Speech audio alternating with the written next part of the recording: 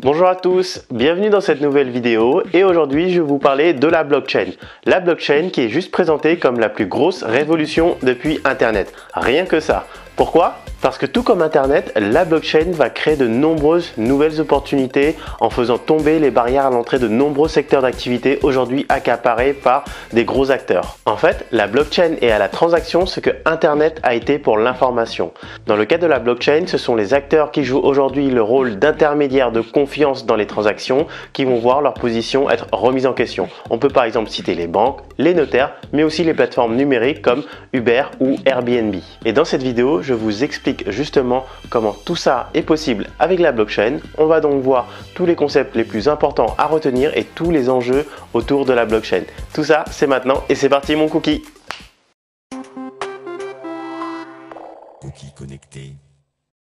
Aujourd'hui, une transaction financière entre deux personnes nécessite l'intervention d'un tiers de confiance. Ici, Coralie veut faire un virement à Christophe pour lui payer ses carottes. Elle envoie l'ordre de transfert d'argent à sa banque. La banque va vérifier que Coralie possède déjà bien le montant sur son compte et elle va aussi vérifier que c'est bien Coralie qui demande le virement. Et si c'est le cas, la banque va faire le transfert du montant demandé du compte de Coralie vers le compte de Christophe. Ensuite, le rôle de la banque est aussi de garder une trace de tout ce que possèdent ses clients et une trace de l'ensemble des transactions effectuées. Pour notre explication, on dira que la banque stocke toutes ces informations dans un grand livre de compte. Voyons maintenant comment avec la blockchain, il est possible de s'affranchir de cet intermédiaire de confiance. Tout d'abord, avec la blockchain, ce livre de compte devient public. C'est-à-dire qu'il n'est plus détenu que par un seul acteur, mais est distribué à tous. Chaque personne possède alors une copie de ce livre de compte et peut consulter l'ensemble des échanges présents et passés. Toutes les personnes qui possèdent ce livre de compte constituent le réseau de la blockchain. Reprenons le même exemple mais en appliquant les principes d'une transaction avec la blockchain. Coralie lance l'ordre de virement. Les différentes personnes du réseau vont alors vérifier dans leur livre de compte que Coralie possède bien le montant nécessaire pour la transaction. Si c'est le cas, alors la transaction est validée. Chaque personne va alors écrire cette transaction dans une nouvelle page de son livre de compte, ce qui met à jour tous les livres de compte de la blockchain. Vous l'avez compris, avec la blockchain, ce n'est plus un seul acteur central qui valide ou non une transaction, mais c'est l'ensemble des membres du réseau. Maintenant, imaginons que vous essayez de tricher, par exemple en prétendant posséder plus ou en essayant de falsifier votre livre de compte. Eh bien, cela va se remarquer car tous les autres verront que ce n'est pas ce qui est inscrit dans leur copie du registre. Ils contesteront donc l'information. Et si on y réfléchit bien, dans ce système, on n'a même plus besoin de monnaie physique. Dès que vous faites une transaction financière, il suffit de l'annoncer et tous les livres de compte mettront à jour l'information. Les livres de compte font foi sur ce que chacun possède et sur l'historique des transactions. Vous pouvez vérifier ce que vous possédez et ce que les autres possèdent. Et ça, justement, c'est le principe sur lequel se basent les monnaies virtuelles comme le Bitcoin. Mais ça, on y reviendra un peu plus tard. Dans la vraie vie, évidemment, ce ne sont pas des livres qui stockent et traitent l'information, mais des machines avec de la puissance de calcul, comme des ordinateurs ou des serveurs. Techniquement, la blockchain peut donc être vue comme une base de données distribuée sur différents nœuds de stockage. Ces nœuds de stockage, ce sont les utilisateurs qui vont apporter avec leur machine de la puissance de calcul et de l'espace de stockage pour faire fonctionner la blockchain. Tout comme le livre de compte est constitué des pages de transaction, la blockchain est une chaîne formée de blocs de transactions. Chaque échange effectué entre ses utilisateurs est enregistré sous forme de blocs qui, bout à bout, forment donc une chaîne, d'où la notion de blockchain ou chaîne de blocs en français. Chaque bloc de la blockchain contient un ensemble de transactions, évidemment. Ensuite, un bloc est caractérisé par un hash. Le hash, c'est une suite de caractères uniques servant à identifier le bloc. En gros, c'est l'empreinte du bloc. Et enfin, le bloc contient aussi le hash du bloc précédent, qui est donc l'identifiant unique du bloc qui le précède. Cela permet de garantir l'ordre du bloc dans la blockchain. Bon, maintenant je vais entrer un peu plus dans le détail pour vous expliquer ce hash. Cela fait appel à des notions de cryptographie, mais pas de panique, je vais vous expliquer tout ça très simplement. En gros, un algorithme de hachage, c'est une fonction mathématique qui va transformer un ensemble de données de départ en une suite de caractères. Cette suite de caractères est donc le hash et il est spécifique et unique aux données qui ont été prises au départ. Ce qui veut dire que tout changement dans le message, même infime, implique un important changement du hash. Par exemple, ici, l'ajout d'un simple point d'exclamation crée un hash totalement différent du hash de la même phrase sans point d'exclamation. Ensuite, les fonctions de hachage ont une spécificité. Elles ne marchent que dans un sens. Il n'est donc pas possible de retrouver le message initial à partir du hash. On ne peut donc rien faire de la seule suite de caractères du hash. Le hash permet seulement d'avoir la garantie que les données de départ n'ont pas été modifiées par quelqu'un, parce que s'il est modifié, le hash sera modifié et vous le verriez tout de suite. Ici, par exemple, on peut voir de façon évidente que le hash du bloc 5 de Christophe est différent. On peut donc en déduire que son bloc a été modifié. Revenons maintenant au hash d'un bloc. Un nouveau bloc est identifié par son hash, comme on l'a vu, et ce hash est notamment calculé à partir du hash du bloc précédent et des transactions validées du bloc. Passons maintenant au dernier point important de la blockchain lié à la cryptographie, c'est la signature électronique. Le principe, c'est que chaque demande de transaction dans la blockchain doit être signée par l'émetteur pour être validée. Ainsi, si Nicolas essaye de dire « Coralie donne 1000 bitcoins à Nicolas », les autres ne vous croiront pas tant qu'ils n'auront pas eu la preuve que c'est bien Coralie qui a envoyé le message, et cette preuve, c'est la signature de Coralie. Prenons un exemple avec Coralie qui veut signer son message. Pour ça, elle va avoir besoin de générer une paire de clés de chiffrement. Une clé privée qui ne doit être communiquée à personne.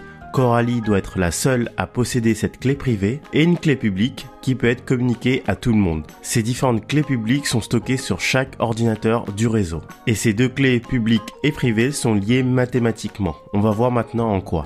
Coralie veut lancer un ordre de virement. Par exemple, je donne 10 bitcoins à Christophe. Elle va chiffrer ce message à l'aide de sa clé privée. Chiffrer un message, ça veut dire le rendre incompréhensible. Et pour pouvoir lire ce message de nouveau, il est nécessaire de le déchiffrer. Et le seul moyen de déchiffrer ce message, c'est d'utiliser la clé publique associée créée par Coralie. En fait, seule cette clé publique est capable de déchiffrer les messages qui ont été chiffrés avec la clé privée de Coralie. Pour déchiffrer ce message censé venir de Coralie, les autres personnes du réseau vont donc utiliser la clé publique donnée par Coralie, et s'ils réussissent à déchiffrer son message à l'aide de la clé publique de Coralie, alors ils savent que le message est bien de Coralie. C'est comme ça que dans la blockchain, les différentes personnes du réseau s'assurent bien de l'identité du donneur d'ordre. Ensuite, dans la blockchain, il n'y a pas de vrai nom. Et heureusement d'ailleurs, parce que vous n'avez certainement pas envie que tout le monde sache ce que vous possédez et ce que vous faites comme transaction. Dans la pratique, on transfère les actifs d'une adresse à une autre. Et l'adresse est tout simplement un hash de la clé publique. Quand un utilisateur génère une paire de clés, il génère donc aussi une adresse à partir de sa clé publique, et c'est à cette adresse que les bitcoins seront envoyés. Grâce à ce système, l'anonymat des utilisateurs est préservé. Petite parenthèse, c'est justement pour pouvoir garder l'anonymat que les cybercriminels demandent les versements en bitcoin via leur ransomware. Les deux blockchains les plus connus aujourd'hui sont Bitcoin principalement et Ethereum qui commencent à faire parler d'elles. Ces blockchains fonctionnent avec leur propre crypto-monnaie. La blockchain Bitcoin a une crypto-monnaie qui porte le même nom, Bitcoin donc, alors que la crypto-monnaie de la blockchain Ethereum est l'Ether.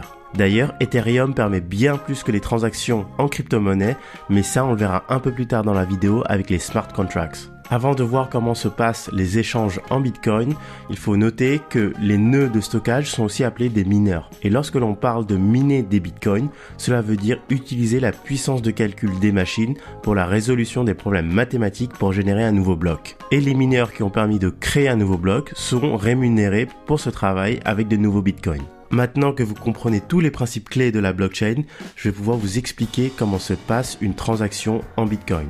Coralie veut transférer un Bitcoin à Christophe. Elle transmet cette demande à l'ensemble du réseau. Les mineurs vont vérifier l'ensemble de la blockchain pour s'assurer que Coralie possède bien ce Bitcoin, mais ils vont aussi vérifier que l'ordre donné émane bien de Coralie. Si tout est OK, alors chaque mineur travaille à forger un bloc contenant cette transaction.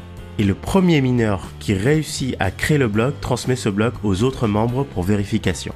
Pour qu'un nouveau bloc soit validé, il faut qu'il y ait un consensus entre les différents membres du réseau. Ce principe de consensus est très important car la blockchain est un système décentralisé et donc sans organisme de contrôle, ce qui veut dire que le seul moyen d'avoir une validation globale, c'est d'obtenir un vote majoritaire des membres du réseau. Pour vous rassurer sur la fiabilité, sachez que les mineurs n'ont aucun intérêt à laisser passer des transactions frauduleuses parce que cela ferait perdre confiance dans le système et cela ferait donc perdre toute valeur à leur Bitcoin, ce qui serait pas très intelligent. Ensuite, là sur ce schéma, on a juste quelques acteurs, mais en vrai, le nombre d'acteurs à convaincre ou corrompre pour avoir la majorité est gigantesque. Il est donc quasi impossible qu'une personne réussisse à réaliser cet exploit. Revenons à notre transaction. Une fois le bloc validé par les membres du réseau, chacun ajoute ce dernier bloc dans leur copie de la blockchain. Et enfin, Christophe possède alors un nouveau Bitcoin. Chaque nouvelle transaction ajoutée à la blockchain ne pourra pas être effacée. Cela permet d'assurer la validité et l'authenticité d'une transaction. Jusqu'à présent, on n'a parlé que de crypto-monnaie, mais on peut très bien étendre l'utilisation de la blockchain à d'autres actifs. C'est par exemple le cas avec les titres de propriété. Au Ghana, une majorité de territoires ruraux ne sont pas enregistrés dans un cadastre officiel. Bitland, une organisation basée au Ghana, propose alors aux institutions et aux personnes d'enregistrer leur titre de propriété sur la blockchain. La blockchain fournit un enregistrement permanent et vérifiable et permet de cette façon d'aider le gouvernement ghanéen à résoudre les conflits. Autre exemple d'actifs stockés sur la blockchain, ce sont les diplômes. Le Massachusetts Institute of Technology, ou MIT, commence à utiliser la blockchain pour certifier le diplôme de leurs étudiants. Le MIT associe le diplôme avec l'identifiant unique de l'étudiant. Les diplômés peuvent ensuite transmettre leur diplôme aux recruteurs qui peuvent vérifier à leur tour l'authenticité des informations sur un site du MIT. Autre cas d'usage, le caractère inaltérable et transparent de la blockchain permet de garantir la traçabilité d'un actif. Et c'est pour ça que Carrefour a créé la première blockchain alimentaire en Europe. Le but est de garantir aux consommateurs la traçabilité complète des produits commercialisés. Ainsi, tous les poulets d'Auvergne de Carrefour intègrent un QR code. Avec ce QR code, les clients accèdent à l'historique des événements de la vie, de l'élevage, de la mort et du transport du poulet. Et les clients pourront donc s'assurer que le poulet a bien été élevé dans les conditions exigées par Carrefour.